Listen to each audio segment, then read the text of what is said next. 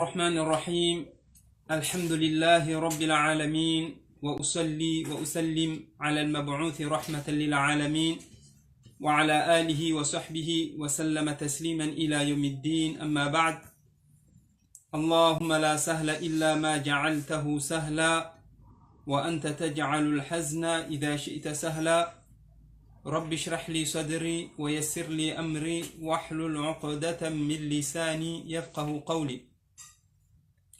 Mes chères mamans, mes chers frères et sœurs, mes chers enfants, mes chers élèves, Assalamu alaikum wa rahmatullahi wa barakatuh. Comme d'habitude, alhamdulillahi rabbil alamin, on remercie Allah subhanahu wa ta'ala de nous octroyer des moments où on se fait le rappel et comme Allah subhanahu wa ta'ala il le veut dans son saint livre. Car l'être humain par nature, il est quoi? Il est distrait par nature.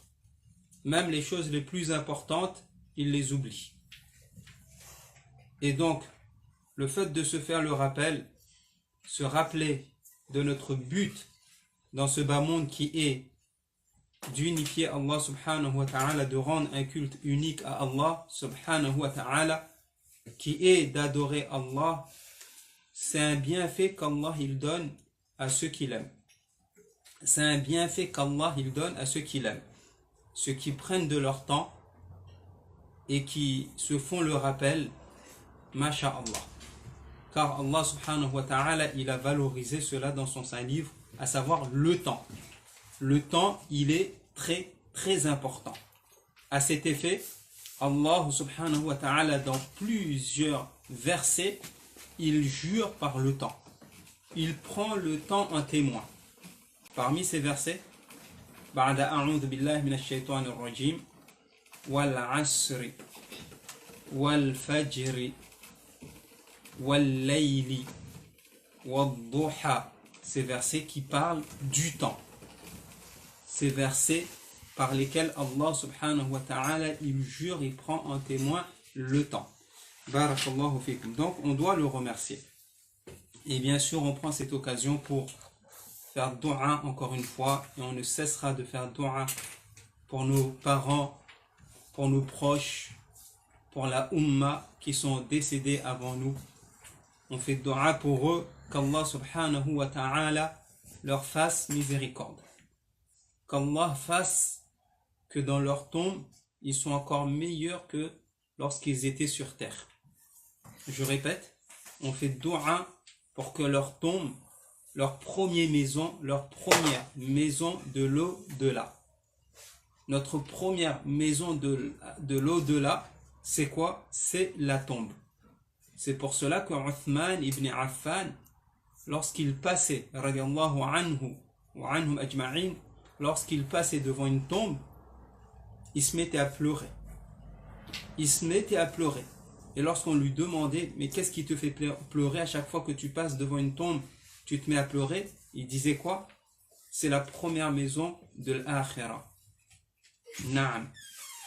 Et donc, on fait dua pour nos familles qui sont décédées, pour qu'Allah subhanahu wa ta'ala leur fasse miséricorde dans leur tombe. Et que leur tombe soit un jardin du paradis. Comme on demande à Allah subhanahu wa ta'ala que le jour qu'on sera aussi dans notre tombe, la mahala la shakka fi dhalik, il n'y a pas de doute dans cela, on ira tôt ou tard, kullu nafsin dha'iqatul maut. Et on l'a dit à plusieurs reprises, le meilleur d'entre nous, le plus intelligent d'entre nous, le plus conscient d'entre nous, le meilleur d'entre nous, le plus intelligent d'entre nous, s'il vous plaît, le plus conscient parmi nous, c'est celui qui prépare justement sa tombe. C'est celui qui prépare justement ce voyage qui n'a pas de retour. Sa tombe et l'akhira. C'est lui le meilleur. Wallahi thumma wallahi, c'est lui le meilleur.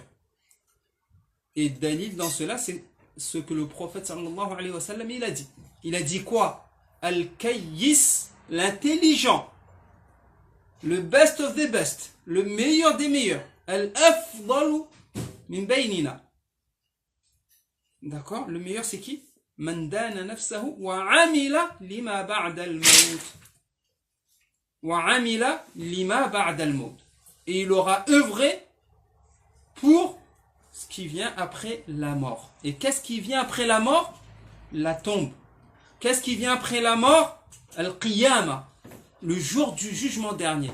Donc le plus intelligent, le plus sensé parmi nous, le plus conscient parmi nous, c'est celui qui prépare justement sa tombe et qui prépare justement Al-Qiyamah, comment il sera debout devant Allah et qu'est-ce qu'il va dire à Allah et comment il va répondre aux questions de Munkar et Nakir et comment il va répondre aux questions qu'on lui posera Yawm al-Qiyamah.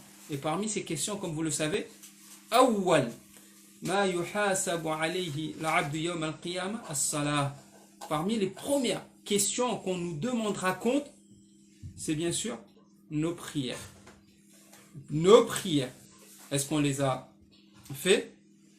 Et comment on les a fait? Tout cela, on sera questionné. Et donc, le meilleur d'entre nous, c'est celui qui prépare justement la réponse à toutes ces questions. Par contre, celui ou celle qui ne prépare pas les réponses à ces questions, ou qui n'est pas au courant de ces questions, ou bien qui est au courant, mais subhanallah, tellement il est ou elle est distraite, comment on peut la qualifier cette personne-là?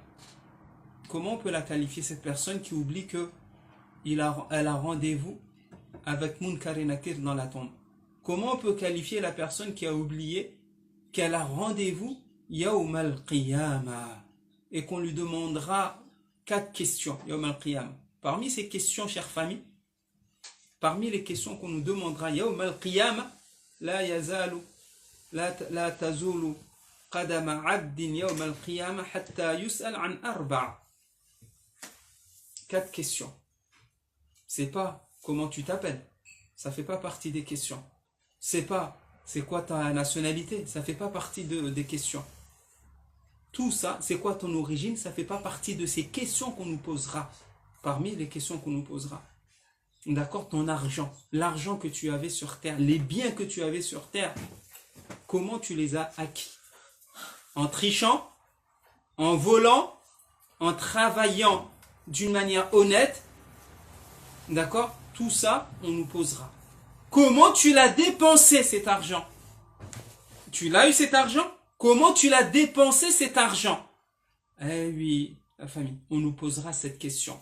Ton temps, ta jeunesse, attention les jeunes, ta jeunesse, Allah il nous demandera compte à propos de notre jeunesse. Comment on a passé notre jeunesse? Est-ce qu'on l'a passé au stade, dans les stades? Est-ce que notre jeunesse, on l'a passé dans les bars? Est-ce que notre jeunesse, on l'a passé à quoi? À être distrait dans le haram? Tout ça, on nous posera des questions. Ou bien, notre jeunesse, on l'a passé dans ce qu'on appelle chez nous les shoni. Notre jeunesse, on l'a passé dans les madrasas. Notre jeunesse, on l'a passé, masha'Allah, à la mosquée, à faire du bien. Tout cela, à nous de le préparer. Barakallahu fikum. Kadhalik, on prend cette occasion, masha'Allah, pour faire dua pour les personnes, nos familles, qui sont touchées, qui sont malades ces jours-ci. Et il y en a qui sont dans les hôpitaux, il y en a qui ne peuvent pas jeûner. Il y en a qui ne peuvent pas jeûner pendant ce mois parce qu'ils sont privés, ils sont malades. On fait dua pour eux. Qu'Allah subhanahu wa ta'ala les guérisse et leur donne une guérison totale et rapide. Allahumma amin. Comment faire la prière de l'Eid en étant chez soi? Le sujet de notre dars aujourd'hui, de notre rappel, comment faire la prière, d'accord? Comment accomplir l'Eid alors qu'on est confiné à la maison? Malheureusement, je le dis malheureusement, nos mosquées, elles sont fermées. C'est triste à le dire, mais c'est al-waqi', c'est la réalité. Inch'Allah ta'ala qu'il y ait un décret et qu'ils nous disent que, allez, on ouvre les lieux de culte rapidement. pour permettre à tous ces croyants, à tous ces musulmans qui ont jeûné, masha'Allah, d'aller montrer leur joie, car l'Aïd, mes chers frères et sœurs, mes chers parents, c'est un jour de joie. C'est un jour où on doit montrer notre joie, masha'Allah, notre bonheur. Na'am. Et donc, Inch'Allah ta'ala, qu'il y a un décret qui nous permette de réouvrir nos mosquées. Si ce n'est pas le cas, on va voir comment faire. Est-ce qu'on prie à la maison, l'Aïd, alors qu'on a l'habitude de prier avec des centaines de personnes? Allahu Akbar. Du jamais vu. Wallah, du jamais vu. Ou bien non, est-ce qu'on peut prier en étant à la maison avec uniquement les membres de notre famille, à 3, 4, 5 personnes, avec nos enfants, madame, le papa et les enfants? Est-ce qu'on peut prier de cette manière-là ou pas? Encore une fois, cette question-là, elle est inédite, subhanallah. Ceux qui ont 50 ans parmi nous, ceux qui ont 80 ans parmi nous, je pense, ils n'ont pas vécu ça. Nous, personne n'a vécu ça. Mais on y est confronté. Qu'est-ce que notre belle religion nous dit dans cela? C'est une question d'actualité. C'est une question à poser. Et wallahi, avec beaucoup de fierté, avec beaucoup de joie et de bonheur, de dire la réponse, elle se trouve dans notre belle religion. Masha'Allah. Wallahi, ça fait plaisir lorsqu'on sait que dans notre religion, Allah il nous dit dans son saint livre, Ma farratna fil kitabi min shay. On n'a rien laissé. On n'a rien laissé. Si toi tu ne sais pas, demande. Allah il nous dit quoi? Wa fawqa kulli dhi ilmin alim. Au-dessus d'un savant, il y a, masha'Allah. Au-dessus. Idhan, si on ne sait pas, il suffit juste de demander à plus fort que nous, à plus savant que nous, et alhamdulillah, on trouve la réponse. Très bien. Avant de voir si c'est possible de prier confiné, en étant confiné à la maison ou pas, on va prendre cette première point. Avant cela, c'est de se féliciter. On laisse ça de côté pour l'instant, car on est rentré, comme vous le savez, depuis quelques jours, dans les 10 meilleurs jours et nuits du mois de Ramadan. Permettez-moi de féliciter, masha'Allah, permettez-moi de remercier Allah subhanahu wa ta'ala qui nous a gardés vivants, en bonne santé, walhamdulillahi rabbil alamin, et qu'on a compris la leçon que ces jours-ci, al-mahroum man hurima fadl laylat al-qadr, man hurima fadl laylat al-qadr, man hurima fadl hadhihi al-ayyam wa khasatan al-layali. Al-mahroum, c'est qui? Al-mahroum, c'est celui qui est privé. Le miskin, on peut dire comme ça. Le miskin, c'est qui le miskin parmi nous aujourd'hui, ces jours-ci? C'est celui, wallah, qui est privé des mérites de ces 10 dernières nuits. Qui est privé des mérites de Laylatul Qadr. Huwa mahroum. Vraiment, il est privé. Et donc, permettez-moi de féliciter, masha'Allah, les familles qui ont compris que pendant ces 10 nuits-là, c'est des nuits de sacrifice. وَالَّذِينَ جَاهَدُوا فِينَا لَنَهْدِيَنَّهُمْ سُبُلَنَا. Celui qui fait des efforts dans le sentier d'Allah, Allah il le facilite. Et donc, bravo, mes chères familles, bravo les jeunes, masha'Allah, bravo les papas, bravo les mamans, etc. Car on a de bons retours, alhamdulillah, de personnes qui restent la nuit tout éveillées, ou bien qui dorment un petit peu et qui restent éveillés beaucoup de temps. Walhamdulillahi rabbil alamin. Et ça, bien sûr, ayyam ma'douda, c'est pas toute l'année. 10 jours, voire les nuits impaires, comme hier, alhamdulillah, comme demain, il faudra faire encore plus d'efforts. À chaque fois, on fait plus d'efforts, ya Allah. À chaque fois, on essaye d'être meilleur de jour en jour, d'être meilleur de semaine en semaine, etc. Pourquoi? Parce qu'on a compris qu'on joue, si je dis comme ça, à la clé, il y a le paradis. À la clé, il y a Babur Rayyan qui nous attend. À la clé, il y a cette voix qui dira Aïna Saïmoun. Où sont les jeûneurs à qui on a accepté de leur jeûne? Où sont les jeûneurs qui se sont donnés, qui ont laissé leur lit, qui ont laissé leur plaisir et qui se sont donnés à Qiyam al-Layl, qui se sont donnés à la parole d'Allah, la meilleure parole à l'itlaq. Où sont-ils ces personnes?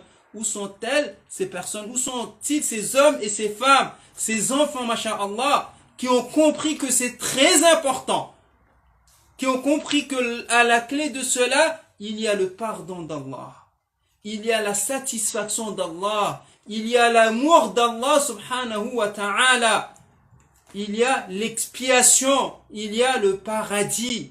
Allahu Akbar. Et donc, ils sont partis, ils ont cherché. Alhamdulillahi Rabbil Alamin. Et on se dit quoi? On n'arrête pas. Bien au contraire. Bien au contraire. Aujourd'hui, demain, après-demain, jusqu'au dernier jour, jusqu'au jour où on nous dira, ça y est, c'est fini Ramadan. Et là, on passera encore 6 mois, comme les sahaba, 6 mois, ils demandaient dua, ya Allah, accepte de nous notre jeûne. Subhanallah. Ils vivaient pour l'akhirah. Regardez la différence entre nous et ces sahaba qui ont compris. Il y en a qui vivent fi dunya, ils vivent quoi? Pour l'akhirah. Et il y en a qui vivent dans dunya pour ad-dunya. Je répète, il y en a qui sont sur terre, passent pour rester sur terre. D'accord? Ils œuvrent pas pour dunya. Ils investissent pas dans dunya. Ils sont sur terre pour l'akhirah. Ils ont compris qu'ils sont sur terre pour l'akhirah. Allahu Akbar. Et Allah il nous dit quoi? Innal ladhina la yarjuna liqa'ana wa radu bil hayati dunya. Ils sont satisfaits de dunya.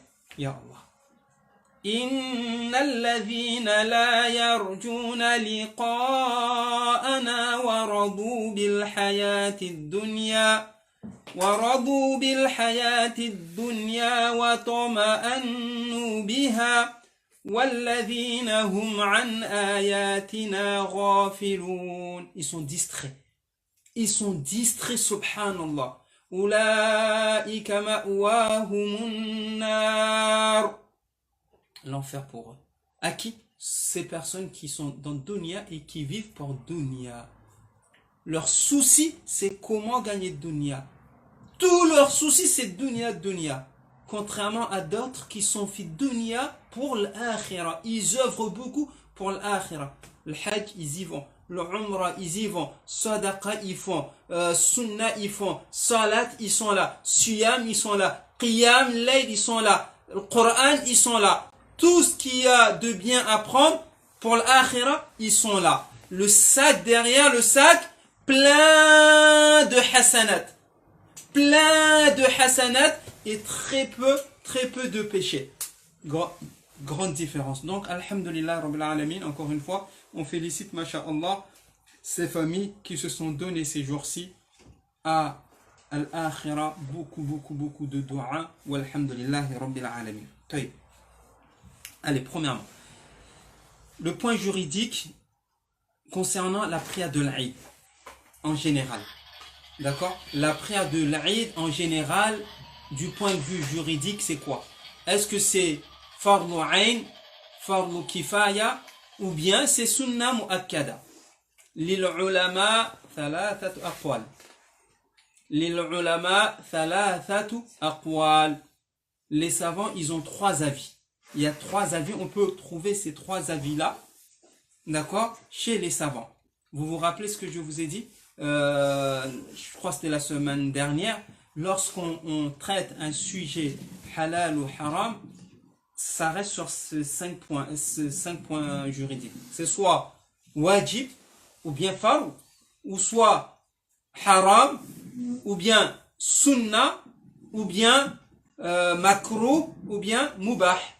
Allez, salat al-Eid, la prière de l'Eid, chez les savants, dans notre belle religion, c'est quoi? Et là, permettez-moi de vous dire ce que beaucoup ne savaient pas. D'accord? Beaucoup ne savaient pas l'importance de Salat al-Eid. Subhanallah. En toute sincérité, moi qui vous parle le premier, avant de m'attarder, d'aller voir les aqwal al-ulama, je pensais pas que la Salatul Eid, elle était aussi importante dans notre belle religion. Bien sûr, je pense depuis notre puberté, même avant même, on l'a jamais laissé. On allait toujours avec les parents. Mais de comprendre, de savoir, dans un instant je vais vous dire ce que les savants ils disent, masha'Allah, je pense qu'on va découvrir des choses. Très bien. Premier avis de savants. Certains savants, asseyez-vous bien et retenez cela. Certains savants ils disent que la prière de l'Eid, elle est quoi? Elle est obligatoire au même titre que la prière de Dhuhr, al-Asr, al-Maghrib, al-Isha, al-Subh. Voyez? Certains savants, et pas des moindres, je vais vous citer quelques noms, ils disent que la prière de l'Eid, elle est aussi obligatoire, fardu ayn. Fardu ayn, c'est-à-dire quoi fardu ayn? Obligatoire pour chacun d'entre nous. Si tu ne le fais pas, alors que t'as pas d'excuse, tu commets un péché. Je pense que beaucoup d'entre nous ne pensaient pas cela, ou ne savaient pas cela, qu'il y a une grande majorité de savants qui vont dans ce sens-là, à savoir quoi? Qui disent avec dalil, attention, qui disent avec dalil que la prière de l'Eid, retenez, c'est fardu ayn. Parce qu'il y a ce qu'on appelle fardu kifaya et fardu ayn. Fardu ayn, c'est-à-dire quoi? Obligatoire pour chacun d'entre nous, comme salat al-dhuhr, comme salat al-asr. Salat al-asr, c'est obligatoire pour chacun d'entre nous. Et parmi ces savants qui ont dit que c'est obligatoire, on trouve l'imam Abu Hanifa, on trouve l'imam Ahmed fi riwaya, c'est-à-dire il a deux avis. Et dans un de ses avis, il dit que c'est fardu ayn, l'imam Ahmed.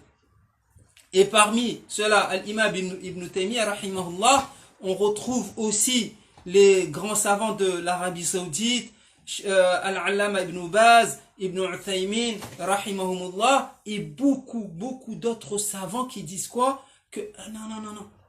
Salatul Eid, arrêtez de penser que Salatul Eid c'est seulement une sunna.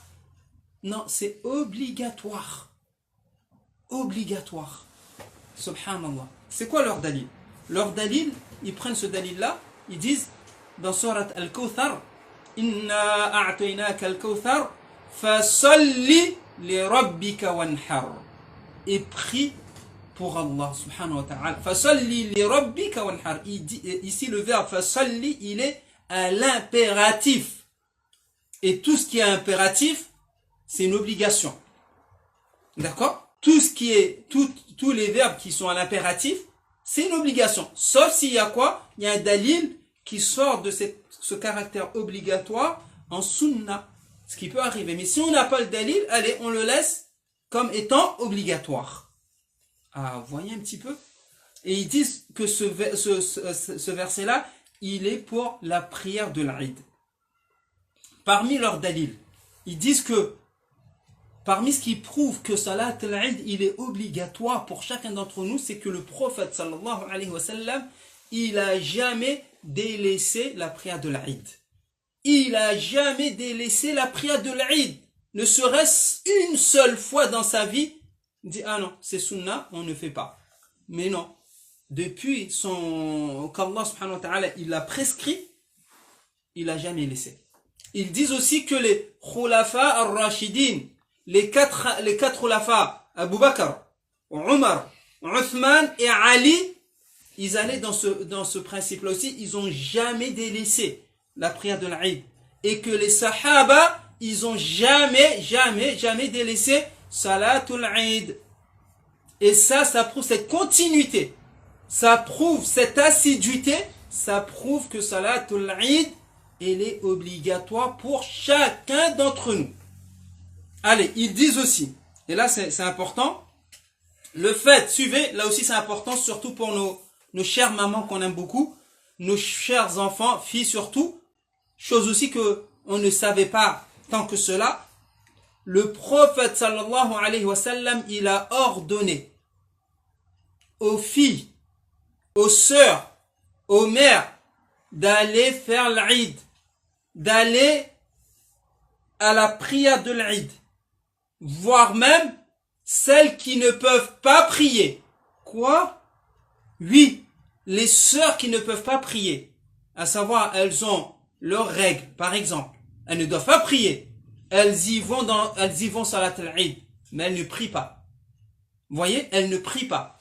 D'accord? Elles y vont pourquoi? Pour écouter le khutbah, pour voir, masha'Allah, ces musulmans et ces musulmanes, pour être témoins de la grandeur de l'islam, car c'est un jour de fête, c'est un jour de Eid, c'est un jour de joie. Juste le fait de voir ces milliers, ces millions, masha'Allah, de personnes qui vont au même endroit et qui disent Allahu Akbar, Allahu Akbar, Allahu Akbar, Allahu Akbar, La ilaha illallah, Allahu Akbar, Allahu Akbar, walillahil hamd.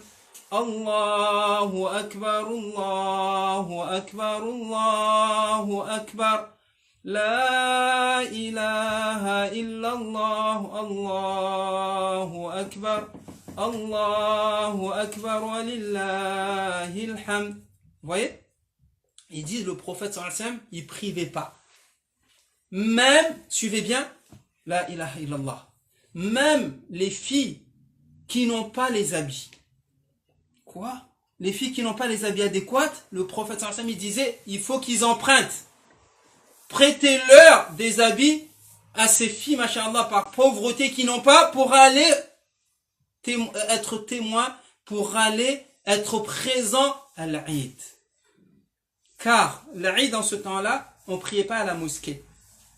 Et la sunna, en réalité, quand je dis la sunna, le mieux c'est quoi? C'est de prier en plein air. C'est de prier en plein air. On ne prie pas à la mosquée.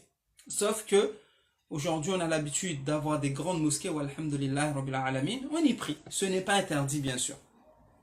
Taïb. Et ça, bien sûr, ça facilitait nos sœurs qui ne pouvaient pas rentrer à la mosquée et rester à la mosquée. Car une fille qui a ses règles ne doit pas rentrer et rester à la mosquée. Elle peut faire un aller-retour, rentrer, sortir. Mais rentrer et s'asseoir, là, ça craint. D'accord? Là, ça craint. Heureusement qu'elles peuvent, toutes nos mosquées, les jours de l'Eid, on prie même dehors. Allahu Akbar. On prie même dehors. Donc, elles peuvent rester dehors pour écouter le khutbah. Idan, pour dire que arrêtons de négliger salat al-Eid.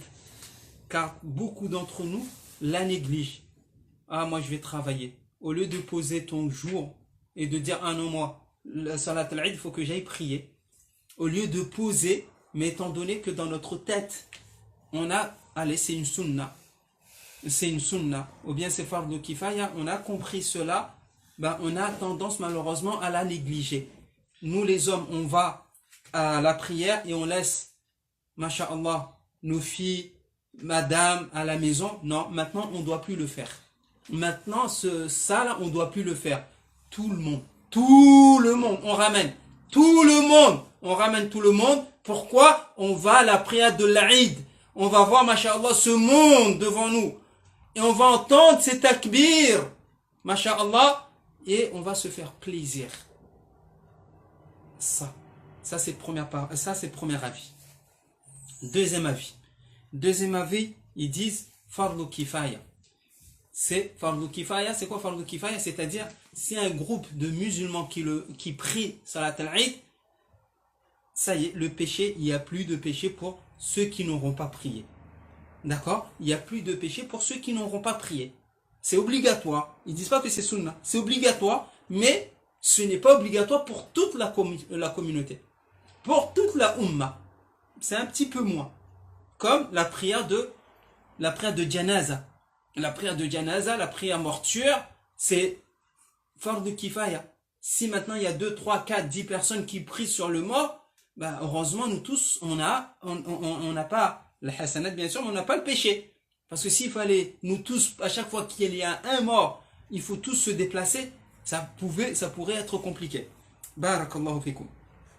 Et ça, c'est Ahmad ibn Hanbal. C'est l'avis aussi de l'imam Ahmad ibn Hanbal. Je vous avais dit qu'Ahmad ibn Hanbal, il a deux avis. Premier avis, fardu ayn. Deuxième avis, fardu kifaya. Troisième avis, Masha'Allah, ça passe vite. Hein. Troisième avis, sunna mu'akkada. Ils disent que la prière de l'Aïd, elle est sunna mu'akkada. Sunna mu'akkada, c'est quoi? Malik et l'imam Shafi'i. Leur dalil, c'est quoi? Leur dalil, qui disent que non, c'est sunna mu'akkada, ils mentionnent le fameux hadith de ce Arabi, sahabi, qui vient de la montagne. Arabi, quand on entend Arabi, c'est les sahabis qui habitaient dans la montagne, ils venaient, ils posaient des questions au prophète alayhi salatu wassalam. Il est venu demander à propos des prières. Le prophète sallallahu alayhi wa sallam, il lui a dit quoi? Allah, il nous a prescrit 5 prières obligatoires. 5 prières obligatoires. Et lui, il a demandé, et si je fais que cela, je ne fais pas d'autres, est-ce que j'ai pas de péché? Pas tout ça, j'ai pas de péché?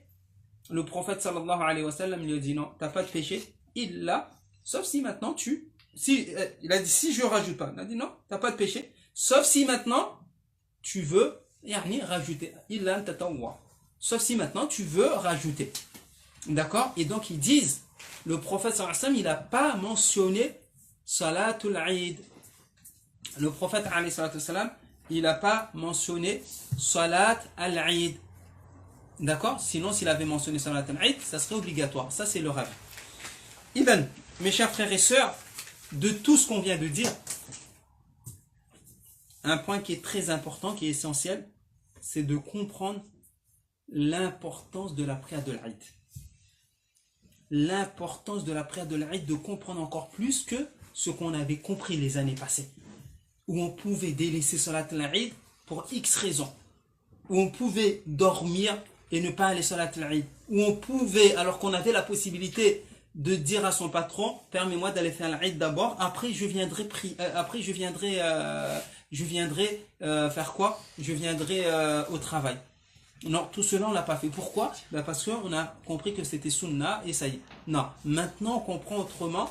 Même si maintenant on va dans la vie de l'imam Malik et Shafi'i, on dit que c'est sunna mu'akkada, mais maintenant dans notre tête et dans notre cerveau et dans notre compréhension, allez, on a monté de degrés, on place salat al-Eid un degré très très élevé. Barakallahu fikum. Taïb. Comment on fait l'Eid? Comme vous le savez. Ou bien, pour dire rapidement, est-ce qu'on doit prier l'Eid idan à la maison? La réponse oui. La réponse, mes chers frères, et là, c'est pas ma réponse, d'accord? J'ai pas assez de science pour dire c'est ma réponse. Là, c'est la réponse que les savants ils donnent ces jours-ci. Hafidhahumullah, nos éminents savants, walhamdulillah, ils nous ont pas délaissés dans le vide, mais on retrouve énormément de savants, ils répondent à ces questions et ils disent, j'ai pas trouvé un savant qui dit le contraire, ils disent oui, on peut faire l'Eid à la maison. On peut présider l'Eid à la maison. Et beaucoup d'entre eux, ils disent, on fait l'Eid, mais on ne fait pas le khutbah. On fait uniquement l'Eid, mais on ne fait pas le khutbah. Et on peut trouver certains qui disent, là, il n'y a pas de souci si tu fais le khutbah. D'accord? Si tu fais le khutbah. Mais sinon, la grande majorité, ils disent quoi? On fait que les 2 rak'at de l'Eid. L'Eid, c'est comment? L'Eid, c'est 2 rak'at. 2 unités de prière, il n'y a pas l'adhan et il n'y a pas l'iqama. Je répète, il n'y a pas l'adhan, il n'y a pas l'iqama. Tu te mets debout. À quel moment on fait l'Eid? On fait l'Eid après Shuruq. Un quart d'heure après Shuruq, une demi-heure après Shuruq, et tu as jusqu'à la prière de Dhuhr. Dépasser la prière de Dhuhr, tu ne peux plus faire l'Eid. D'accord? Tu ne peux plus faire l'Eid. Et donc Shuruq, à l'heure actuelle, c'est à 6 heures combien? 6 heures et quelques. 6 heures et quelques, ça peut être, c'est une grande fourchette. Allez, 6h10 comme ça, 6h30. À 6h30, à 7h, d'accord? À 8h, tu fais salat al-Eid. Comment? 2 raka'at.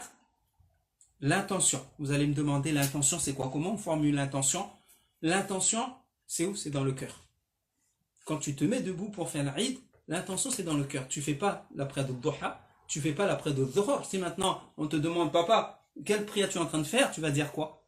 Tu es en train de faire Dhuhr? Subh? Non, tu vas dire, je suis en train de faire l'Aïd. Ben, c'est ça l'intention que tu mets. Mais ce qu'on nous on connaît chez nous aux Comores, à savoir Nawaitu usalli farda, non, Nawaitu usalli sunnat al-Eid, etc. Ça on laisse ça, Inch'Allah, pour les papas qui sont aux Comores. D'accord? On laisse ça pour les papas qui sont aux Comores, ou bien les mamans qui sont aux Comores, qui ne veulent pas entendre que l'intention, mahalluha al-qalb. Comme les savants ils disent, l'intention c'est où? C'est dans le cœur. Et ça suffit, Inch'Allah ta'ala. Donc, tu te mets debout. Tu te mets debout, tu fais dans la première raka'at 7 takbir. 7 takbir. Il y a plusieurs avis. Il y a plusieurs avis, et parmi ces avis, celui-ci. 7 takbir. Allahu Akbar. Allahu Akbar. Allahu. 7 fois. Et après tu commences la Fatiha. Et après tu lis une sourate. Les savants ils disent de préférence, si tu connais, tu lis sourate Qaf wal Qur'an al-Majid dans la première rak'a. Si tu connais pas, tu lis sourate al-A'la. Sourate al-A'la, je vous laisse savoir c'est quelle sourate. Sourate al-A'la. D'accord? Je vous laisse savoir c'est quelle sourate. Ça commence par quoi, sourate al-A'la? Voilà, bravo. Sabbih isma rabbika al-A'la dans la première rak'at. Si tu connais. Si tu connais pas ni sourate Qaf, ni sourate al-A'la, tu lis la sourate que tu connais. Tu lis la sourate que tu connais. Allez, si je connais pas de sourate à part la Fatiha, tu lis que la Fatiha. Très bien. Après, tu descends. Est-ce qu'on doit dire entre les takbir, est-ce qu'il y a une invocation à dire? La grande majorité des savants ils disent non, il n'y a pas de chose à dire entre les takbir. Et on peut trouver petit avis, mais on reste sur la grande majorité des savants qui disent non, le prophète alayhi salam, il disait pas d'invocation entre les takbir. Barakallahu fikum. Très bien. Et donc, tu descends ruku', tu descends sujoud, et quand tu te lèves, tu te lèves après les deux prosternations, Allahu Akbar. Tu lis pas de sourate, et là tu lèves Allahu Akbar. Allahu Akbar. En tout, tu fais 5 fois, 5 takbir, plus la takbir que tu t'es levé. Ça fait en tout 6. La takbir que tu t'es levé d'en bas, tu te lèves, Allahu Akbar. Ça c'est une takbir. Après, tu fais 5 autres. En tout, ça fait 6. Très bien. Et après, tu lis dans la deuxième raka'at. Ici, les savants ils disent, tu lis de préférence sourate al-Ghashiyah. De préférence sourate al-Ghashiyah et ou bien sourate al-Qamar. Iqtarabati sa'a wa nshaqqa al-qamar. Iqtarabati sa'a wa nshaqqa al-qamar. Et ou bien si tu connais ça, tu lis. Si tu ne connais pas cette sourate là, tu lis sourate al-Ghashiyah. Le Ghashiyah c'est quoi son début? Là il n'y a personne. هل أتاك حديث الغاشية. هل أتاك حديث الغاشية. Et si tu connais pas, tu lis Qul Wallahu Ahad. Si tu connais pas Qul Wallahu Ahad, tu te limites à lire que surat la Fatiha. Ça passe. Barakallahu fikum. Et donc après à la fin, Assalamu alaikum wa rahmatullah. Assalamu alaikum wa rahmatullah. Et là après cela, tu te lèves. Normalement, si on était à la mosquée, il y a le khutbah juste après, que malheureusement certains d'entre nous, je ne vais pas dire beaucoup d'entre nous, négligent, et on le voit malheureusement, ils partent, ils ne restent pas pour écouter le khutbah, et ça c'est mauvais, d'accord, c'est mauvais, on le fait, sauf si maintenant on a un impératif, là on part. Très bien. Après cela, si à la maison on ne fait pas le khutbah, bah, on se lève, on embrasse la famille, masha'Allah, on embrasse les membres de sa famille, et on se souhaite un bon fête de l'Aïd. D'accord? Et là, et Inch'Allah, on en parlera, c'est le moment de serrer les liens. Pendant ces 10 jours, s'il y a des personnes que les liens sont coupés, c'est maintenant qu'on doit les serrer. Surtout si c'est les membres de notre famille. laissons l'orgueil de côté, mettons Shaitan KO, parce que Shaitan il veut ça. Shaitan il aime ça. D'accord? Il aime nous voir, ne pas nous entendre entre nous. Alors que, non, on a tout à gagner. Et surtout, s'il vous plaît, nos parents. Et surtout nos parents. La ilaha illallah. Vous voulez que je vous dise quelque chose qui m'a fait plaisir hier? Vous voulez que je vous dise quelque chose qui m'a fait vraiment plaisir hier, masha'Allah? Vraiment, vraiment plaisir. Ça m'a donné les larmes aux yeux. Alhamdulillah. Ok, vous dites pas oui, donc je le dis pas. Allez, deuxième point. Non, c'est un petit truc en réalité. C'est un petit truc. Ça peut être un petit, mais pour moi, subhanallah. Hier, j'ai eu mon papa au téléphone. Il est aux Comores, alhamdulillah. Et avant de finir, je lui ai dit que je l'aimais.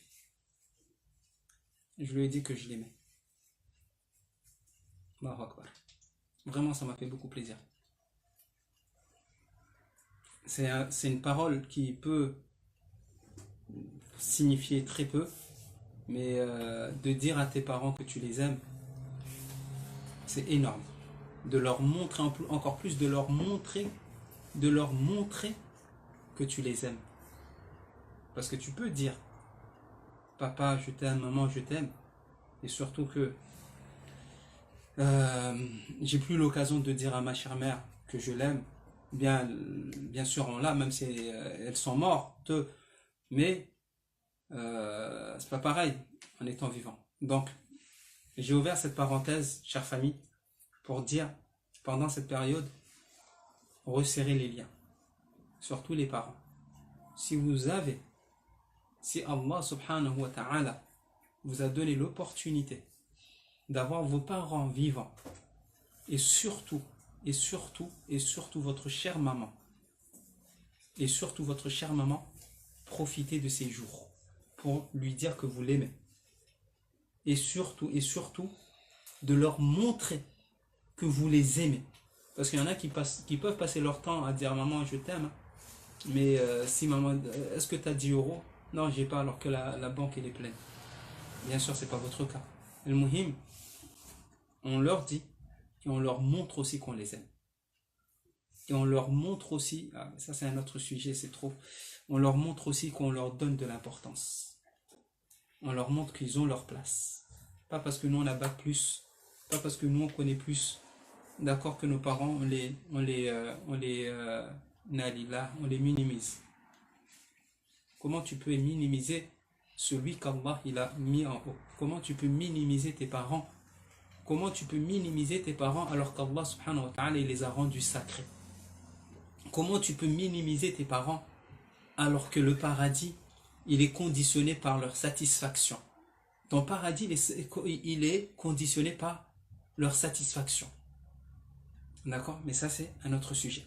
Donc alhamdulillah, pour vous dire que j'étais content, je vous fais partager ce moment de plaisir que j'ai eu hier en ayant mon père au téléphone. Alhamdulillah, qu'Allah le garde longtemps vivant, et vos parents aussi, qu'Allah subhanahu wa ta'ala les fasse rentrer au paradis et nous fasse rentrer au paradis avec eux. Permettez-moi de prendre ces petits quelques minutes ou quelques secondes de dua pour faire dua pour nos parents. Qu'Allah les pardonne, nos parents qui sont décédés, qui sont morts, d'accord, qui sont sous la tombe. Qu'Allah fasse que leur tombe ils soient bien, qu'Allah fasse qu'ils soient bien entourés dans leur tombe, qu'Allah subhanahu wa ta'ala fasse que leur tombe ça soit un jardin du paradis, qu'Allah subhanahu wa ta'ala accepte le ramadan et qu'Allah il leur donne les récompenses, masha'Allah, de toutes nos actions qu'on fait, qu'Allah fasse qu'ils rentrent au paradis, Inch'Allah, sans jugement, qu'Allah fasse que nos parents rentrent au paradis sans jugement, qu'Allah donne une bonne fin à nos parents, qu'Allah donne une bonne fin à nos parents, d'accord, que leur dernière parole dans ce bas monde, ça soit La ilaha illallah, qu'Allah fasse qu'il les éloigne de tout ce qui est bid'a, de tout ce qui est shirk, qu'Allah les éloigne. Qu'Allah les éloigne de tout ce qui est shirk, de tout ce qui est bid'a, d'accord, de tout ce qui annule leurs actions. Barakallahu fik. Allahumma amin, Allahumma amin. طيب. un très grand savant. Je sais pas pourquoi, mais j'ai envie de rester un petit peu sur ce sujet-là. Un très grand savant. Non, c'était pas Ibn Mubarak. Je pense peut-être que c'était lui. Son père, il est mort. Il est décédé. Il s'est mis à beaucoup pleurer. Il s'est mis à beaucoup pleurer. Ses élèves sont venus le voir. Qu'est-ce qui se passe? Pourquoi tu pleures autant alors que tu sais que la mort, elle est obligatoire, etc. Après, il leur a dit quoi? Il leur a dit, c'est pas le fait qu'il soit mort qui m'attriste autant. C'est pas le fait qu'il soit mort qui m'attriste autant. C'est le fait que par sa mort, il y a une des portes du paradis qui vient de m'être fermée. Une des portes par laquelle je pouvais rentrer au paradis qui vient de m'être fermée. Il savait que en étant proche de sa maman ou de son père, d'accord, c'était une raison pour laquelle il allait rentrer au paradis. Là, il était privé de cela. Toy, barakallahu fikum. Donc là, on a répondu, mes chers frères, à comment merci. Comment prier l'Aïd à la maison. On prie l'Aïd, les 2 rak'at, on a vu comment faire. Et on n'est pas obligé de faire le khutbah, mais on ne se prive pas de cela. Je vous encourage vivement.